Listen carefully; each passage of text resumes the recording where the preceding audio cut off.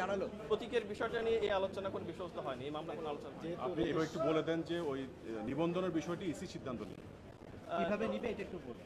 না, নিবন্ধনের বিষয়টা হচ্ছে হাইকোর্ট, আমি আপনাকে আবার বললে হাইকোর্ট যে সিদ্ধান্তটা নিয়েছিল 2013 সালে জামাত ইসলামের নিবন্ধন বাতিল করে দিয়ে ওই জাজমেন্টটাকে অনারেবল কোর্ট আজকে জাজমেন্টটাকে সেট অ্যাসাইড করে দিল। ফলে ফলে যেটা দাঁড়ালো সেটা হচ্ছে জাজমেন্টের হাইকোর্টের জাজমেন্টের আগে যে সিচুয়েশন ছিল ওই সিচুয়েশনটা ফেরত আসে। ওই সিচুয়েশনে তো দাঁড়িপাল্লা বক্তব্যের মাঝখানে হাত দিয়ে দিচ্ছে। ওই সিচুয়েশনে না, দাঁড়িপাল্লা বিষয়টি ওই মামলার বিষয়বস্তুর মধ্যে ছিল না। দাঁড়িপাল্লা বিষয়টি 2016 সালে অন্য একটি বিষয়ের মধ্যে হয়েছিল, এটা এই মামলা আলোচিত হয়নি। ইলেকশন কমিশন আইনজীবী এই যে শিশির মনির বলে গেছেন যে আদার্স ঠিক আছে, ছবি না বুঝে গেছি। প্রতীককে বুঝে গেছে এই আপিল বিভাগের রায়। আপনি এটা আমার মনে হচ্ছে না ঠিক বলে। আপনি এক লাইনে যদি আমরা বলি তাহলে কি বলবো আপনি পুরোটা একটু বলবেন।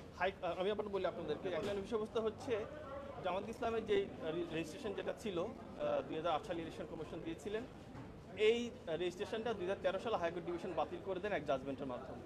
ওইটার বিরুদ্ধে ওনারা আপিল করেছিলেন। আজকে আপিলে যেটা হলো সেটা হচ্ছে হাইকোর্টে যেটা জাজমেন্ট ছিল ওই জাজমেন্টটাকে ওনারা আজকে স্যাটিসফাইড করে দিলেন, বাতিল করে দিলেন। তার ফলে যেটা হলো হাইকোর্টে জাজমেন্টটা থাকছে না। মিনিংটা দাঁড়ালো হাইকোর্টের জাজমেন্টের আগে যে সিচুয়েশন ছিল রেজিস্ট্রেশন সংক্রান্ত বিষয় ছিল ওই সিচুয়েশনটা ফেরত আসে। জামাতের রেজিস্ট্রেশন বৈধই ছিল, বহাল ছিল 2013 সাল পর্যন্ত, এবং 2013 সাল পর্যন্ত ইলেকশন কমিশন ওনাদের জামাত ইসলামের কনস্টিটিউশনের উপরে একটা পর্যালোচনা করছিলেন। ওই পর্যালোচনার স্টেজে ওটা স্টে হয়ে গেছে। এখন ইলেকশন কমিশন পর ডিরেকশন দিয়েছে আপিল ডিভিশন ওই স্টেজ থেকে আবার শুরু করার জন্য। আচ্ছা, জামাতকে দাঁড়িপাল্লা প্রতীক দিতে ইলেকশন কমিশনের তো আইনগত কোনো বাধা নেই, এই বিষয়ে কোনো ধরনের ডিরেকশন এই কোর্ট থেকে আসেনি। মানে কোনো বাধা নেই। না, বাধাই বলছি না।